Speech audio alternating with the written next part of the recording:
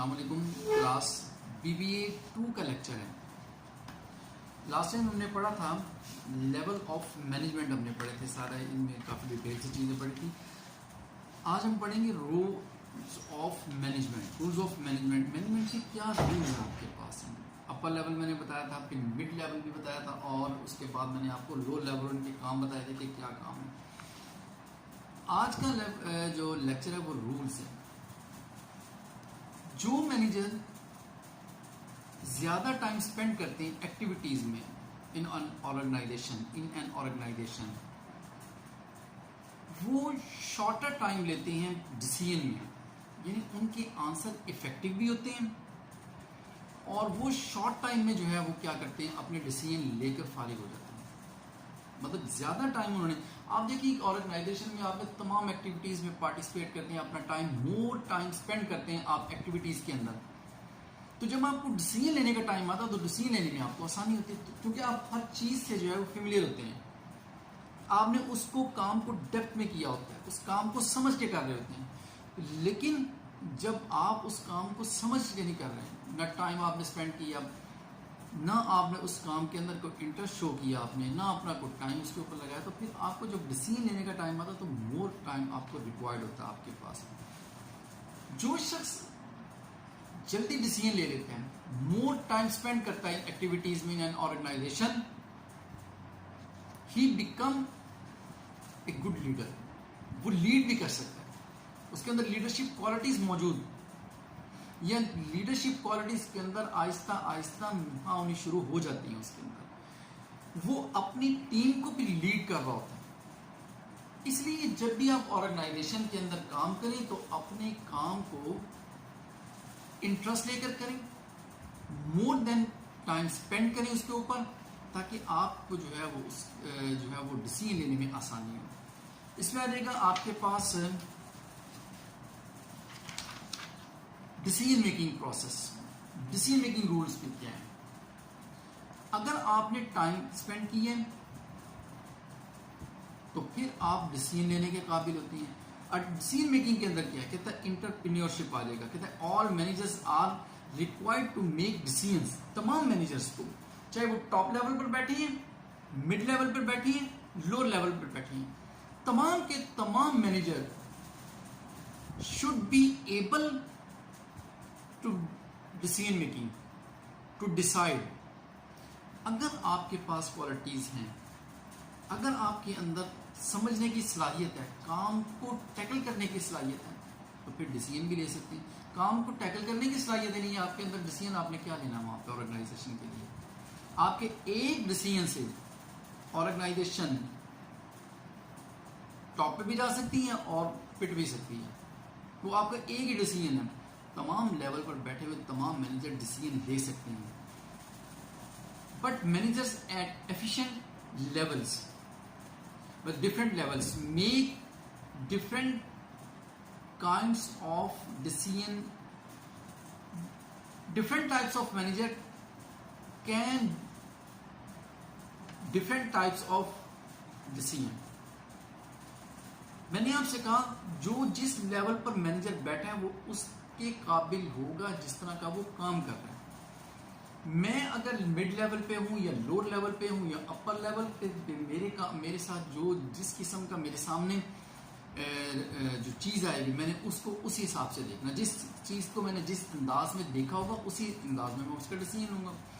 अगर फर्ज करें मैं टॉप लेवल, तो लो लेवल पे मैं लो लेवल के डिसीजन मैं कैसे ले सकता हूँ, और अगर लो लेवल पे तो टॉप लेवल के डिसीजन कैसे ले सकता हूँ। इसी तरह मिड का ऊपर और नीचे कैसे ले सकते हैं। उस सीट पर बैठा हुआ वही शख्स उसका डिसीजन लेगा। तो ये आ जाएगा आपके पास कि रिक्वायर्ड होता है तमाम मैनेजर्स के लिए डिसीजन लेना, और different types of different decisions different manager can be make और मेड। उसके बाद आ जाएगा आपके पास, कहता है these includes the following. Entrepreneur आ जाएगा। आमतौर पर entrepreneur in a firm are usually top level managers होते हैं। एंटरप्रेन्योर ये आमतौर पर है। बात ऑर्गेनाइजेशन छोटी होती है, वहां पे एंटरप्रेन्योर ही मैनेजर होता है वहां पे, यानी उसका जो मालिक है वो खुद ही उसका क्या होगा, डिसीजन मेकर होगा, खुद ही उसको जो है वो डिसाइड कर होगा, खुद ही उन चीजों को टैकल कर रहा होगा। और दूसरी बात आ जाएगा आपके पास डिस्टर्बेंसेस हैंडल्स आ जाएंगे आपके पास, different handles different types of manager can handle different types of task. वो डिफरेंट टास्क को देखेंगे। रिसोर्स को एलोकेट करना, आपके पास जराए कौन सी हैं और उन जराए को किन अंदाज में आपने क्या करना है, एलोकेट करना है। आपने डिवीजन करनी है अपनी, आपके नीचे जितना स्टाफ है आपने उनको डिवीजन करके देनी है। ये रिसोर्स अवेलेबल है, इनको इस अंदाज में आपने एजुकेट करना कि वो सबके हिस्से में जो है वो सबका काम सबको जो है वो आ जाए। लेकिन ये याद रखिएगा, एलोकेशन करते हुए आपने ये देखना है कि ये शख्स इस किस्म का काम परफॉर्म कर भी सकता है या नहीं कर सकता। अगर उसके अंदर सलाहियत है काम को करने की, काम को टैकल कर सकते हैं, उसको वो काम दे दें आप। लेकिन आपके वही बात कि आपके डिसीजन के ऊपर डिपेंड करती है ऑर्गेनाइजेशन सारी। अगर गलत एलोकेशन करेंगे आप रिसोर्स की, देखने फिर आपका क्या हाल होगा। उसके बाद आ जाएगा निगोशिएटर। फिर निगोशिएटर होना चाहिए मैनेजर, अपने को स्टाफ से, अपने से ऊपर बैठे हुए लोगों से, अपने से नीचे बैठे हुए लोगों से आपने क्या करना है, निगोशिएट करना है। तमाम बातें उनके साथ आपने शेयर भी करनी है। उनसे जो है वो चीजें आपने जो है वो सीखनी भी है, उनसे इंफॉर्मेशन शेयर भी करें।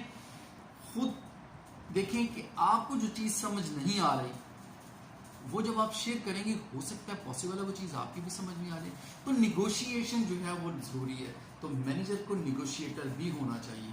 आपने अगर काम किया है तो आप सेटिस्फाई भी करेंगे जो उस काम से, और अगर आपने काम ही नहीं किया तो सेटिस्फाई कौन होगा आपके काम से। एक चीज मैनेजमेंट स्किल्स आ जाएंगे।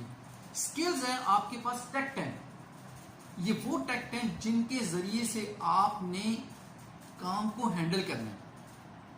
ये सलाहियत है, ये कैपेबिलिटी है, ये एबिलिटी है आपके अंदर, टेक्निक्स आपके अंदर कि आपने ऐसा काम करना है कि जो इफेक्टिव हो, जो एफिशिएंट भी हो, जो आपकी ऑर्गेनाइजेशन के लिए बेनिफिशियल भी हो। यहाँ कि abilities that an executive should possess in order to fulfill specific task in an organization। तो स्पेसिफिक किस्म की जो आपकी जो टास्क है ऑर्गेनाइजेशन के अंदर, उनको स्पेसिफिक अंदाज में जो है वो आपने टेक्निक के जरिए हैंडल करना है और वो फुलफिल करना आपने। जो भी आपके पास जो है वो उसमें आपके उस ऑर्गेनाइजेशन के अंदर रहते हुए आपके पास जो भी रिसोर्स हैं, उन सोर्स के जरिए से उनको आपने टैकल करना है। तो ये टेक्निक्स आपके पास होनी चाहिए। मैनेजर वही कैपेबल है जो जराए को देखते हुए, उन चीजों को, सोर्सेज को देखते हुए अपने जितने भी आपके जो है रिक्वायरमेंट है उनको फुलफिल करने की कोशिश करिए। उसके अंदर टेक्निक, उसके अंदर सलाहियत होनी चाहिए। फिर आ जाएगा types of skill. Technical skills होनी चाहिए, कॉन्सेप्शनल स्किल्स, चीज को समझ के करें। बगैर समझे जब भी आप काम करेंगे उसका रिजल्ट आपके पास नेगेटिविटी में आ जाएगा। हमेशा रिजल्ट को आपने क्या, हमेशा काम को आपने कॉन्सेप्चुअल स्किल से करना है। उसके बाद आ जाएगा ह्यूमन और इंटरपर्सनल स्किल्स आ जाएगी, आपके अंदर क्या सलाहियत है। इंटरपर्सनल स्किल्स को देखें। उसके बाद आ जाएगा आपके पास एग्जांपल्स ऑफ मैनेजमेंट स्किल्स आ जाएंगी आपके पास। प्लानिंग सबसे बड़ी इंपॉर्टेंट चीज, मोस्ट इंपॉर्टेंट एलिमेंट। जब आपने किसी काम के लिए जो है वो डिसीजन लेना है तो उसके लिए सबसे पहला काम क्या है, स्किल्स आपके अंदर हैं, कैपेबिलिटी आपके पास है, टेक्ट आपके पास है, टेक्निक्स आपके पास है, हर चीज आपके पास है, जब भी काम वैसे शुरू कर देंगे। नो, सबसे पहले डिसीजन में प्लानिंग करेंगे आप। Planning is most important element आपके पास। आपने एक टारगेट अचीव करना है, गोल्स आपके पास है, आपने उस गोल्स तक जाना है, उन गोल्स को आपने अचीव करना है। कैसे करेंगे अचीव? उन गोल्स को आपने अचीव करना है, उसके लिए प्लान करें, उसके लिए काम करें। ग्राउंड्स आपके पास हैं, आप देखें कि आपके पास ग्राउंड रियलिटीज मौजूद हैं, रिसोर्स आपके पास मौजूद हैं, आपके पास अपने पास स्किल्स हैं, आपके अपने पास कैपेबिलिटी है, हर चीज आपके पास है। तो फिर आप प्लान करें उसको कि मैंने वहां तक पहुंचना है, कैसे जाऊंगा, रास्ते में कौन कौन सी हिंड्रेंस आ सकती हैं आपके पास, कौन कौन से बैरियर्स को मैंने क्रॉस करके वहां तक जाना है, कौन कौन से बैरियर्स को मैंने हटाना है दरमियान में से, आप अपनी मंजिल तक पहुंच जाएंगे। कम्युनिकेशन करें। कम्युनिकेशन क्या है? इसमें डिसीजन कम्युनिकेशन में आप बातचीत करें, निगोशिएशन भी आ सकती है। कम्युनिकेट करें, अपनी बात को समझाने की कोशिश करें, उनसे समझने की कोशिश करें। अपनी बात समझाने की कोशिश करनी है आपने, अपने से ऊपर अपने से नीचे को इंफॉर्मेशन शेयर करनी है उनके साथ। कम्युनिकेट करें अपनों उनके साथ। क्या उनके पास कोई आपसे बेहतर जो है वो कोई चीज़ है, बेहतर वे है, बेहतर कोई जाविया उनके पास है, बेहतर सोर्स है उनके पास, आपसे ज़्यादा कैपेबिलिटी है। समझाने की कोशिश करें, उनसे समझने की कोशिश करें, कम्युनिकेट करें, अपने से ऊपर अपने से नीचे बैठ कर। Decision making. उसके बाद आ जाएगा डेलीगेशंस आ जाएंगे आपके पास। डेलीगेशंस अपने जो है वो वर्कर्स को भेजें, अपने लोगों को। Delegation is an other by management skill. Delegation is the act of passes on work related task and और अथॉरिटीज टू एम्प्लॉय और सबॉर्डिनेट्स। अपने सबॉर्डिनेट्स आ जाएंगे, अपने एम्प्लॉयज को आप जो है वो डेलीगेशन की सूरत में भेजें, वो आपकी बिहाफ पर काम करें। मोटिवेशन आ जाएगी, फिर मोटिवेट करें आप। यही काम आप करना चाह रहे हैं तो फिर अपने हम ख्याल तो लोगों को बनाएं, मोटिवेट तो करें उनको कि वो आपकी उस बात को मान जाए, जो डिसीजन आपने लिया है वो उस बात को मान जाए। ये मोटिवेशन लिया है, मोटिवेट करना उन लोगों को कि वो आपके हम ख्याल हो जाएं, आपकी बात को समझें, आपके साथ जो है वो चलें। तो सबसे पहले कि अगर मैं एक चीज़ सोच रहा हूँ, एक शख्स दूसरी चीज़ सोच रहा है, तो उसमें मोटिवेशन तो नहीं है, या वो मुझे मोटिवेट करेगा। अगर आपके अंदर इतनी कैपेबिलिटी होनी चाहिए, इतनी सलाहियत होनी चाहिए, इतना आपके पास जो है वो बातचीत का ख़जाना या बात करने का जो है वो इतना आपके पास वर्ड्स होने चाहिए, अल्फाज होने चाहिए, टेक्निक होनी चाहिए। सबसे बड़ी बात क्या टेक्निक है, स्किल्स हैं कि आप उसको मोटिवेट करें। तो जब आप उसको मोटिवेट कर लेंगे तो इट मीन्स कि वो आपके साथ चलेगा। बॉटम लाइन्स आ जाएंगी। Manager skills are a collection of abilities that includes things such as business planning आ जाएगी, डिसीजन मेकिंग आ जाएगा, प्रॉब्लम सॉल्विंग है सबसे बड़ी बात। आपने प्लानिंग की है, आपने काम करना है, आपने मोटिवेशन करनी है, आपने बहुत सारा काम यहाँ पे बैठकर करना है, तो फिर सबसे पहले क्या है, प्रॉब्लम सॉल्विंग होनी चाहिए। वो काम आपने, वो प्लानिंग आपने इसलिए की है कि अपने मसाइल को हल करें। अगर मसाइल हल नहीं करेंगे, मसाइल हल किस तरह होंगे? बातचीत के जरिए से होंगे, कम्युनिकेशन के जरिए से होंगे, मोटिवेशन के जरिए से होंगे, लोगों के साथ मेल जोल से होंगे, मीटिंग से होंगे लोगों के साथ। जब आप इन चीज़ों को देखेंगे तो फिर आप अंडरस्टैंड करेंगे कि आप ऑर्गेनाइजेशन के लिए बेनिफिशियल काम कर रहे हैं। डेलीगेशंस आ जाएंगे, टाइम मैनेजमेंट आ जाएगा, फिर आप टाइम स्पेंड करेंगे अपना। टाइम मैनेजमेंट से मुराद क्या, अपना टाइम भी स्पेंड करें उस मकसद के लिए। सिर्फ ये नहीं कि आपने ओके काम हो गया, नो, उसके लिए उनको मोटिवेट भी करना। मोटिवेशन टाइम स्पेंडिंग होता है। जब आप टाइम किसी चीज़ के ऊपर स्पेंड करेंगे तो ऑटोमेटिकली रिजल्ट भी आपके पास बेहतर आएंगे। उसके बाद आ जाएगा managerial values of business research आ जाएगी आपके पास। मैनेजरियल वैल्यूज, एक मैनेजरियल लेवल पर आपकी क्या वैल्यूज हैं, तो उसमें से मैं कुछ दो तीन आपको कुछ डिस्कस करता हूँ, बाकी आप देख लीजिएगा। मेरी कॉटलर की बुक ले लीजिएगा, उसमें आपको चीज़ें मिलेंगी। मैं दो तीन को चीज़ आपको जो है वो देख लेता हूँ इसमें। The secret of success is to know something nobody else knows. आप जानते हैं कि आपके अलावा कोई नहीं जानता इसको। What is your ideas of research, आपका रिसर्च के बारे में क्या आइडिया। देखिए जब बिजनेस करने जाते हैं ना हम लोग, तो रिसर्च होती है, उसके लिए आइडियाज आते हैं, उसके लिए क्या काम करने जा रहे हैं, किस किस्म का काम करने जा रहे हैं। आइडियाज ही नहीं है आपके पास, लोगों को बताते फिर।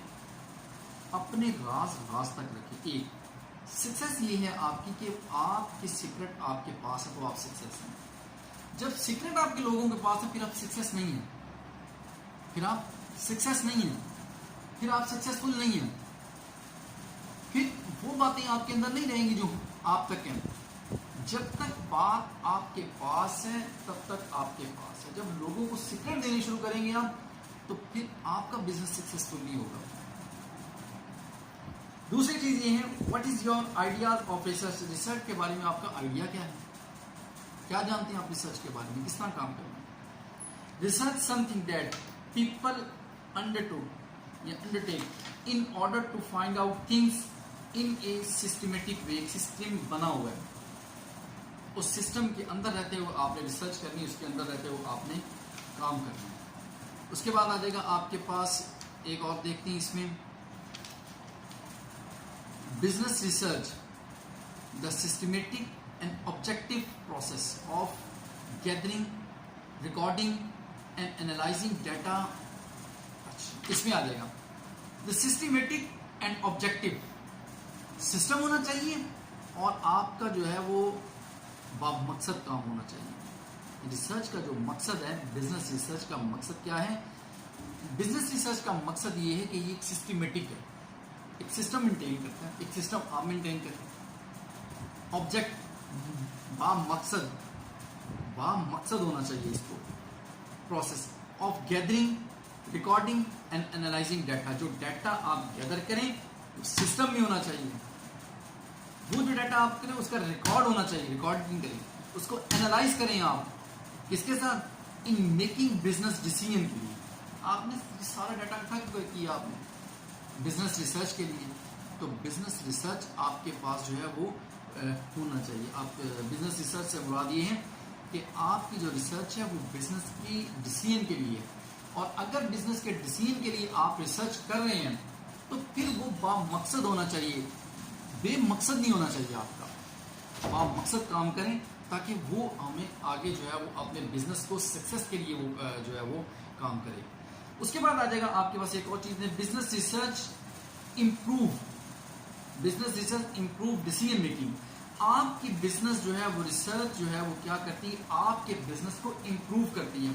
अगर आपके बिजनेस को इंप्रूव ना करें, आपके बिजनेस के लिए जो है बेनिफिशियल ना हो, तो फिर ऐसी रिसर्च का भी कोई फायदा नहीं, वो आपको कोई फायदा नहीं दे रही है आपकी रिसर्च। रिसर्च तब फायदा देगी आपको जब आप जो है ना वो किसी डायरेक्शन में करते हैं। ठीक है, थैंक यू वेरी मच। आज का लेक्चर जो है वो आपका वाइंड अप, और फिर इंशाल्लाह नेक्स्ट वीडियो में मुलाकात।